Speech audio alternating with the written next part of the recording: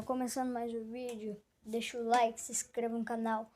E hoje eu vou mostrar pra vocês que eu uso textura. Aqui ó, uso textura, daí se você quiser eu vou deixar o link na descrição pra você baixar. Eu vou deixar como é que você abaixa, vou te ensinar, vai ter aí. Daí eu vou deixar, eu não vou deixar o aplicativo que você põe, o ZArchiver, sei lá o nome. Mas eu vou deixar, mas olha esse skin que da hora. Tem top criminal, tem calça angelical, mas eu não tenho porque ela estilhaça aquela calça marrom de bosta. Mas dá pra usar ela, é muito boa. Daí se você quiser, aí eu ponho aí, mas deixa o like aí pra apoiar o canal. Dá um quanto inscrito já. Quando eu tiver 1000 inscritos, eu faço nossa primeira live. E eu vou ver aí.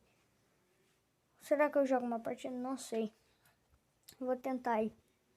Mas daí se você quiser, o link tá na descrição. Esse vídeo tá bem curto, mas coisa. Valeu, nós. Fui! Tá aqui o tutorial. Você vai em ZArchiver, vai em Download, vai ter Renegato Pack Zip.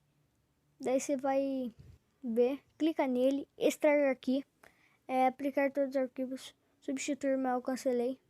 Aí você vai com DT para DTH, files, contém cachê, compressor, Android, câmera 60, config, vai ter lá, daí você vai lá em cima, nos 3 pontinhos, vai mude seleção, depois selecionar tudo, vai apertar, aplicar, vai naquele quadradão, vai copiar, aí você clica em cima do config, vai ter memória interna, você clica, vai em Android, data, com DTS Free Fire TH.